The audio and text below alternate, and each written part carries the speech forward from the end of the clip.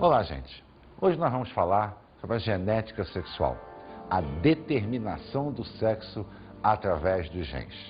Na realidade, quando a gente fala em determinação sexual através dos genes, nós estamos nos referindo à informação de genes provenientes do pai e da mãe, de origens paternas e de origens maternas. E existem 4 grandes grupos de determinação sexual. 4 grandes modalidades.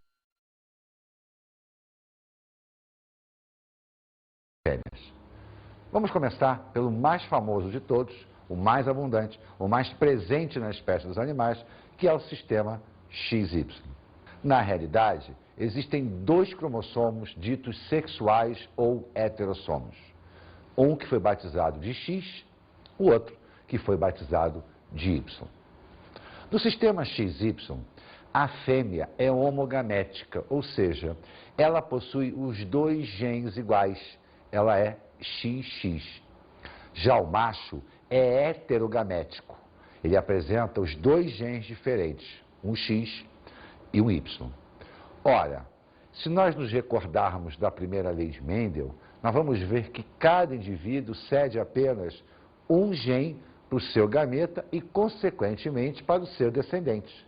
Isso quer dizer que, no sistema sexual, o indivíduo que é heterogamético, aquele que apresenta os 2 tipos de genes para a determinação sexual, ele vai dizer qual é o sexo do seu descendente.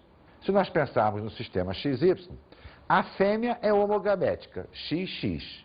Logo, ela só produz um gameta, o X. O macho é heterogamético, XY. Então, ele vai produzir 2 gametas, um que carrega o X, o outro que carrega o Y. Se entrar o gameta X do macho com o gameta X da fêmea, nós vamos ter duplo X, vai gerar uma fêmea. Se entrar o gameta com o cromossomo Y do macho e o gameta com o cromossomo X da fêmea, nós vamos ter XY, vamos gerar o macho. Então, no sistema XY, o macho, sendo heterogamético, ele determina o sexo da sua descendência. Esse sistema está presente na maioria dos mamíferos, dos insetos, inclusive é o sistema da espécie humana. Au cours du bio, on a vu pourquoi on est un garçon ou une fille. Alors, XY, c'est que t'es un garçon, et XX, c'est que t'es une fille. C'est comme au poker, quoi. Tu piges ou pas? Mais c'est pas Dieu qui décide. Si, évidemment.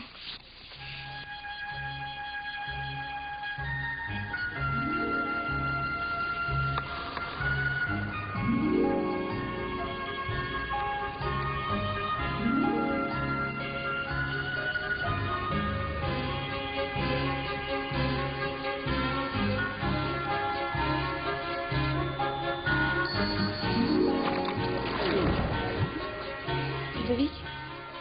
Je crois que j'ai compris ce qui s'est passé avec mon X. C'est malin. E aí, gostaram do textinho do filme? Viram o problema do duplo X, do XY, do questionamento que o garoto levanta? Vamos olhar agora o chamado sistema X0. Na realidade, o cromossomo Y desaparece. Ao desaparecer, o macho continua sendo heterogamético, porque ele tem o cromossomo X e tem a ausência do outro cromossomo. Por isso a denominação X0. A fêmea continua sendo homogamética. Se ela é homogamética, ela gera apenas um gameta, o que carrega o X. Sendo o macho heterogamético, ele vai gerar um gameta com o X, o outro gameta com ausência de cromossomo sexual. Na interseção dos gametas, entrando o X do macho com o X da fêmea, nós vamos ter duplo X, um descendente fêmea. Entrando o gameta com a ausência de um cromossomo sexual, nós vamos ter na descendência o X0, teremos o macho. Tanto o sistema XY quanto o sistema X0, o macho é heterogamético. Consequentemente, ele é que vai determinar a sexualidade da descendência. O sistema X0 é comum em alguns insetos, em algumas classes de artrópodes. Mas existe um sistema onde não mais o macho é heterogamético, e sim a fêmea. É o chamado sistema ZW. No sistema ZW, a fêmea passa a possuir os dois cromossomos sexuais, o Z e o W. O macho, ele é homogamético, ele é ZZ. Se ele é homogamético, ele só é capaz de gerar um gameta, o que tem o Z.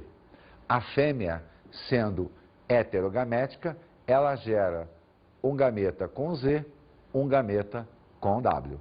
Se entrar um gameta Z da fêmea, Z do macho, eu vou ter duplo Z na descendência, uma fêmea.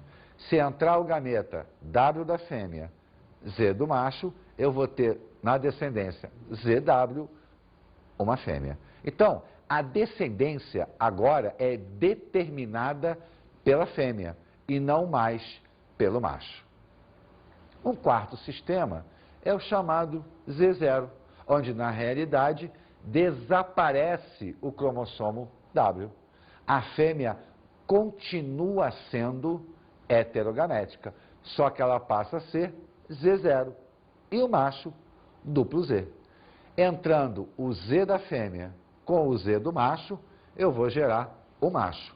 Entrando o gameta com a ausência de cromossomo sexual da fêmea e o Z do macho, eu vou ter Z0, passo a ter uma fêmea.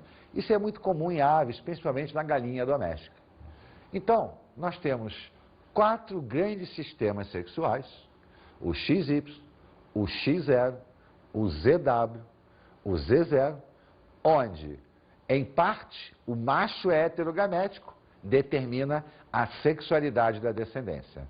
Em outro, a fêmea é heterogamética e ela passa, então, a determinar a descendência da sua espécie. Vamos pensar no sistema XY, já que é o nosso sistema. A mulher é duplo X, o homem é XY. Isso significa dizer que a mulher tem um cromossomo X a mais do que o homem. Durante os avanços da biologia molecular, do estudo da citogenética, observou-se que células de mulheres, ao serem coradas, apresentavam um corpúsculozinho aderido à parede da membrana celular, mais precisamente junto ao núcleo. Esse corpúsculozinho foi batizado de corpúsculo de Barr ou cromatina sexual. Na realidade, é a visualização de um cromossomo X que se mantém condensado. E ao se manter condensado, ele se mantém na forma inativa. Isso significa dizer que dos 2X que cada célula da mulher possui, apenas um é ativo, o outro permanece de forma inativada. A geneticista Mary Lyon elaborou uma hipótese, conhecida hoje como hipótese de Lyon, que ela diz o seguinte: a inativação de um cromossomo X deve-se ao fato de que o homem, tendo somente um cromossomo X, teria a produção hormonal em menor quantidade do que da mulher. Quer dizer, a mulher, por ter 2X, acabaria produzindo o dobro das substâncias informadas geneticamente pelos genes existentes no cromossomo X. A cromatina vem justamente a corrigir esse problema. Ao inativar um X, ela passa a ter um X ativo, como o homem também tem. Então é importante salientar que o homem não possui cromatina sexual. Por quê? Porque ao ter um X só, esse X se mantém em a forma ativa. Bem, mas X e Y formam pares. E como essa paridade vai poder gerar uma informação genética? Isso é um assunto que nós vamos começar a olhar com detalhes.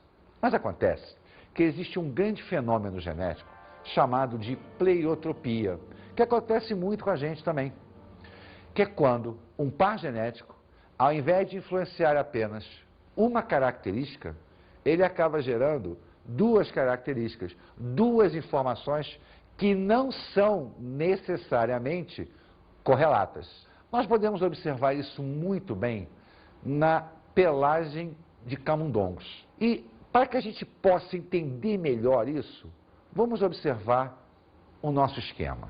Vamos lá. Na pelagem de camundongos, existe um alelo chamado de AY. É um alelo resultante da mutação de um alelo selvagem. O animal, então, vai ter a sua cor da pelagem determinada por esse alelo, mas também a sua própria sobrevivência. O animal que tem esse alelo em heterozigose, quer dizer, o AYA em forma selvagem, terá a coloração amarela.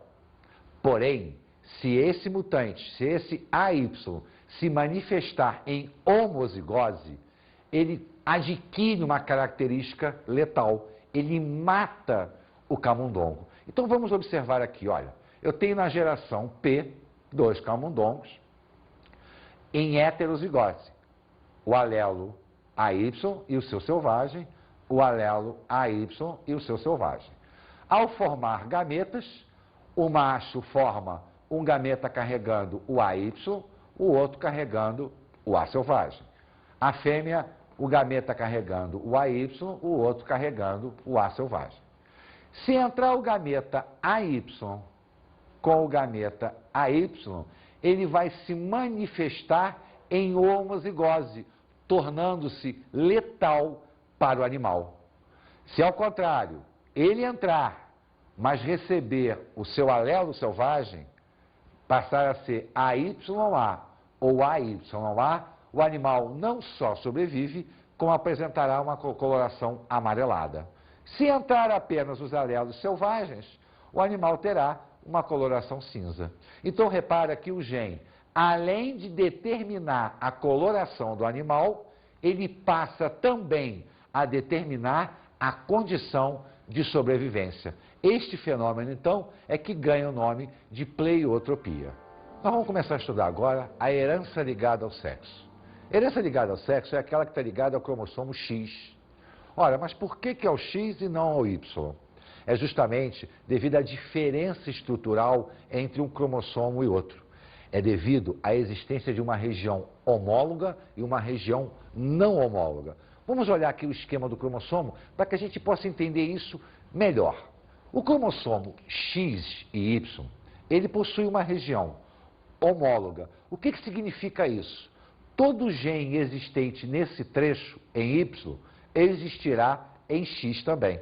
Isso significa dizer que basta que ele esteja presente ou no X ou no Y para que ele se manifeste. Mas quando eu digo uma herança ligada ao sexo, eu estou informando que os genes estão no trecho não homólogo a Y. Então, nessa região ou nessa região, apenas o X vai se manifestar. E existem duas grandes doenças ligadas ao cromossomo X. Uma se chama daltonismo, a outra se chama hemofilia. O daltonismo é a incapacidade da percepção de determinadas cores por falha genética na montagem da retina. O maior quadro daltônico se dá na percepção entre o vermelho e o verde, mas na realidade existem muito mais combinações de cores que a pessoa daltônica não consegue perceber. O daltonismo, então, ele é uma doença considerada recessiva. Ora, se é ligada ao X e é recessiva, ela vai se manifestar de maneira diferente em homens e em mulheres. Como o homem só possui um X, basta que ele tenha o gene para que ele seja daltônico. Então o homem tem o gene para o daltonismo, ele é daltônico. Não tem o gene para o daltonismo, ele é uma pessoa normal. A mulher, como ela tem duplo X, a coisa não se manifesta muito assim. Ela pode não ter o gene, seria uma mulher normal. Ela pode ter o gene apenas em um X e não sofrer da doença, ela seria uma mulher normal portadora. Ou ela pode ter o gene para o daltonismo nos seus 2X. Neste caso, ela passa a ter a doença porque a doença está se manifestando em homozigose recessiva. Bem, vamos olhar um quadro de maneira geral para que a gente possa resumir esse conceito do daltonismo. Então, ó, o gene Dzinho, ele gera a incapacidade de distinguir o verde do vermelho. Então, a pessoa que possui esse gene não tem essa capacidade. Bem, e como ele vai se comportar, então, no ser humano? O gene Dzão, visão normal. E a combinação deles? Como ocorre? Vamos olhar. A combinação do gene Dzão em homozigose no X faz com que a mulher seja normal, não portadora. O gene Dzão, o outro X, carregando o gene do daltonismo, a mulher é normal, portadora, ela porta o gene. Para que ela seja daltônica, ele tem que se manifestar em homozigose recessiva. Já o homem, como ele tem apenas um X, ou ele é normal, ou ele é daltônico. Não existe a função portadora no homem. Vamos ver agora uma enquete a respeito das doenças transmitidas pelo cromossomo X. Vamos a ela. Fala aí!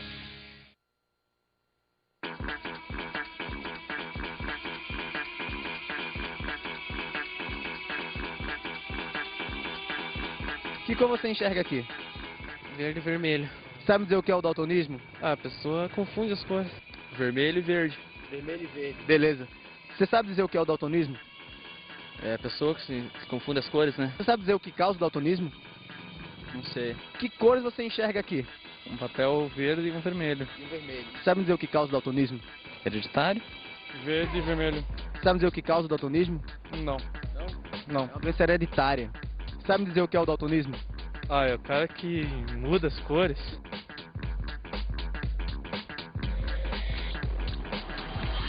E aí?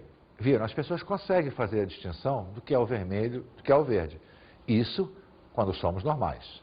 Agora, e quando somos daltônicos? Será que isso é possível? Bom, vamos a um pequeno teste. Basta que você olhe a imagem que vai aparecer para você e você diga o número que você está vendo. Caso você seja normal, você vai ver um número. Se você for daltônico, você verá um outro número. Vamos ao teste.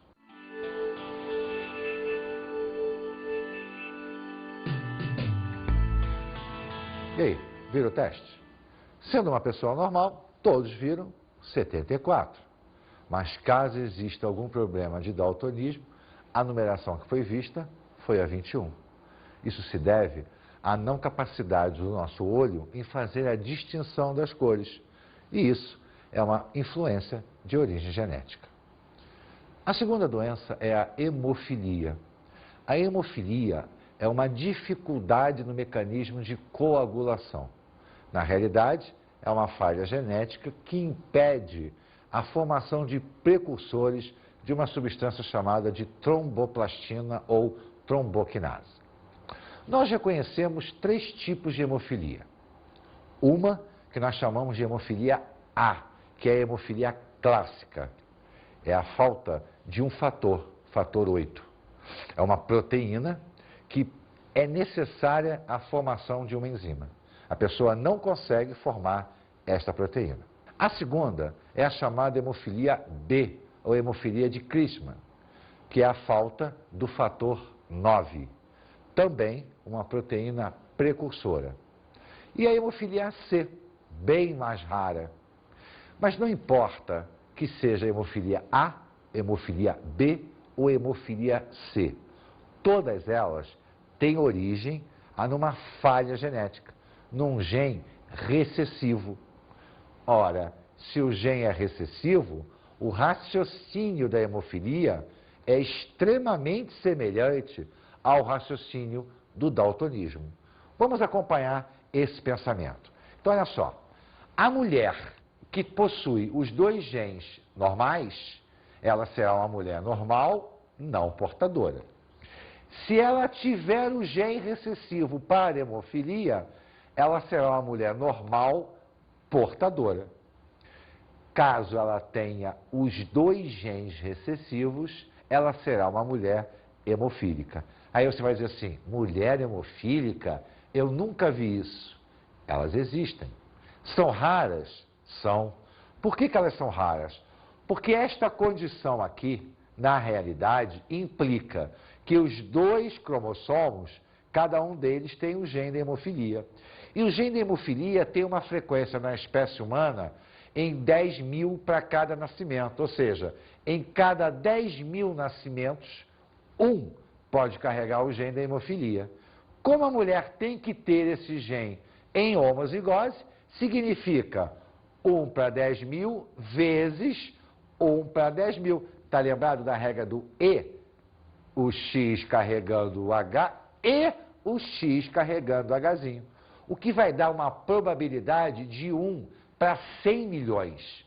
Ou seja, a cada 100 milhões de nascimentos é possível o aparecimento de uma mulher hemofílica. E hoje a medicina tem condições de manter uma mulher hemofílica viva, através da interrupção do ciclo menstrual por ação hormonal, através do equilíbrio orgânico dessa mulher. No caso do homem, o raciocínio é o mesmo do daltonismo. Não tem o gene, o homem é normal. Tem o gene, o homem é hemofílico. Então raciocine que a condição da hemofilia para o homem é a mesma do daltonismo. Ter o gene significa estar doente. Não ter o gene significa não estar doente. A mulher não. Sendo a doença recessiva, a manifestação dela só ocorrerá em homozigose recessiva. E a condição recessiva gera a capacidade da mulher portar o gene, transmitir o gene, mas não sofrer da doença. A segunda herança é a chamada herança restrita ao sexo. Olha, nós estamos restringindo a ação. Essa herança é quando os genes encontram-se no cromossomo Y. Por isso, é uma herança restrita. Só o homem tem o cromossomo Y. Esses genes que estão naquela região não homóloga de X, quer dizer, só existe no Y, são chamados de genes holândricos. Então, os genes holândricos são aqueles exclusivos do cromossomo Y. Uma doença que consta, digamos assim, na bibliografia médica, inclusive na literatura atual, é a chamada hipertricose auricular. É o excesso de pelos na orelha. Durante muitos anos, essa doença, e ainda é, porque não há uma confirmação científica firme, foi considerada como uma herança restrita ao sexo. Só os homens possuíam essa característica por se tratar de gene holândrico. Só que já se descobriu mulheres com hipertricose auricular. Então, existe uma possibilidade desse gene não estar na área não homóloga, e sim na área homóloga do Y. Quer dizer, naquela região do Y que existe a homologia com X. Mas isso ainda não tem confirmação. E como não tem confirmação, nós consideramos a hipertricose auricular como uma doença restrita ao sexo. Mas tanto a herança ligada ao sexo quanto a herança restrita ao sexo, os genes estavam ou no X ou no Y. Mas existe uma herança onde o gene não está no cromossomo sexual. Ele está nos chamados cromossomos autossomos, aqueles que não são sexuais. Mas a manifestação deles dependerá do sexo, porque sofrerá a ação dos hormônios sexuais, tanto a testosterona no caso do homem, quanto os estrogênios no caso da mulher. Uma doença muito comum é a calvície. A calvície tem manifestação distinta, dependendo se é em homens ou se é em mulheres. Por quê? Porque a resposta fenotípica do gene depende da ação hormonal. Para que a gente possa entender melhor esse mecanismo, vamos olhar aqui um quadro onde nós demonstramos o genótipo e o fenótipo da calvície. Vamos a ele. Bom, então existem dois genes, o Czão e o Czinho. Quando no homem eu tenho o Czão, quer dizer, a homozigose dominante, o homem é calvo. Na mulher, a homozigose dominante, ela é normal. Isso por quê? Porque a ação da testosterona no hormônio masculino, no gene dominante, faz com que ele se comporte efetivamente como um dominante, impedindo a formação capilar. Como na mulher não existe testosterona, ou melhor, a taxa de testosterona é infinitamente pequena, o gene passa a se comportar como se fosse recessivo. Na realidade, ele permite a formação folicular, então a mulher é normal. Se no homem nós tivermos a heterozigose, a condição permanece, é calvo. Na mulher, a heterozigose, a condição permanece, é normal. Isso por quê? Porque tanto em homozigose dominante quanto em heterozigose, o gene está presente. Então a ação da testosterona nele faz com que ele se comporte como dominante, a ausência da testosterona faz com que ele se comporte como recessivo. Agora, se ele não está presente, a testosterona faz com que ele se comporte efetivamente como recessivo. Então, o homem será normal, mas a mulher, o comportamento mudará. A ação estrogênica no cezinho faz com que a mulher não forme folículos capilares, faz com que a mulher se torne calva. Então, repara, os genes não estão nos cromossomos sexuais, os genes participam de maneira diferente em homozigose dominante, em heterozigose ou em homozigose recessiva, porém, sofrem a ação hormonal da testosterona ou do estrogênio, dependendo, então, da situação sexual. Por isso é denominado de herança influenciada pelo sexo. Sofre a influência sexual de homens e mulheres. Vamos agora às nossas dicas de estudo.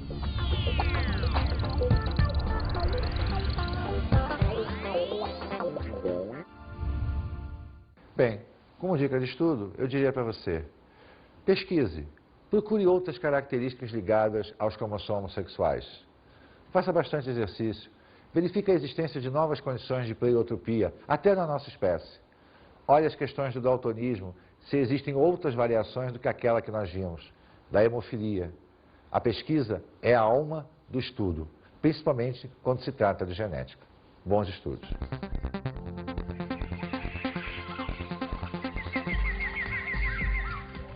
Na aula de hoje, vimos a determinação genética do sexo.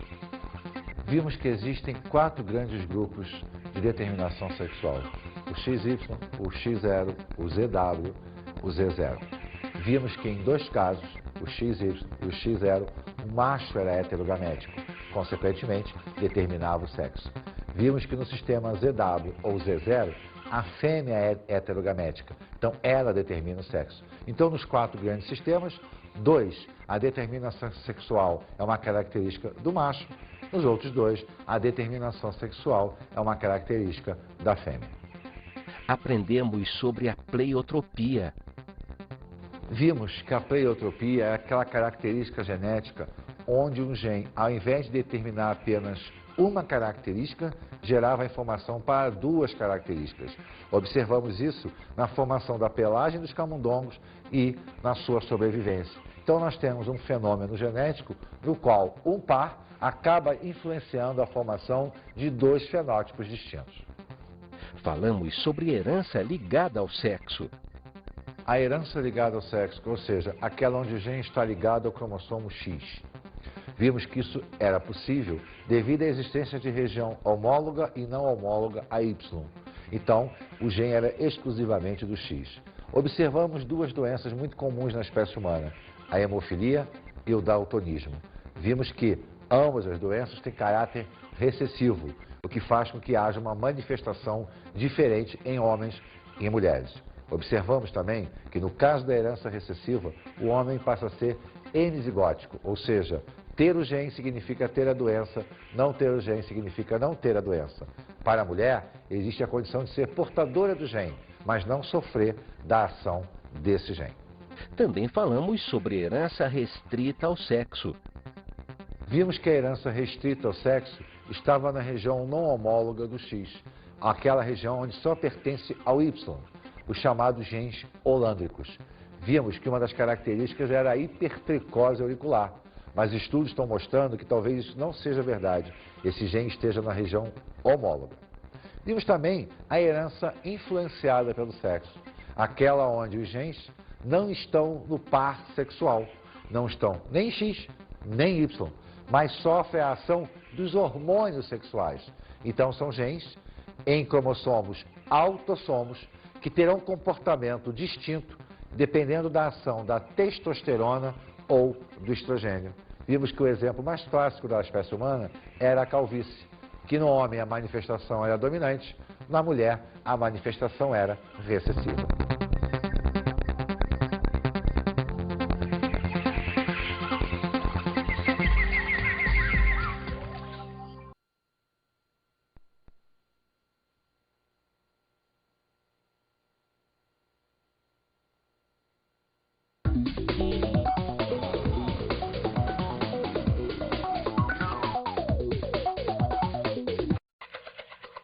Bem, colega, a hemofilia, o daltonismo, quer dizer, a herança ligada ao sexo, restrita ao sexo, são situações que o aluno tem o interesse. Leve testes para dentro de sala, leve exemplos, mostre a transmissão da característica da hemofilia pela rainha Vitória, que passou da Inglaterra para a Espanha através dos casamentos. É muito interessante e faz com que o aluno veja a prática da genética no dia a dia. Isso é muito importante. É claro, existe a teoria, a necessidade de passar os conceitos teóricos. Mas se nós conseguirmos conciliar a teoria com a prática, a genética se torna muito mais interessante. Porque lembre-se que para a biologia, a genética é normalmente o medo dos alunos. Porque eles comparam a genética ao processo matemático, quando na realidade a genética é um raciocínio. Então, traga os testes de daltonismo, mostre a herança sexual, fale dos genes holândicos, da homologia entre X e Y. Com certeza, a aula vai ficar muito mais agradável. Um abraço.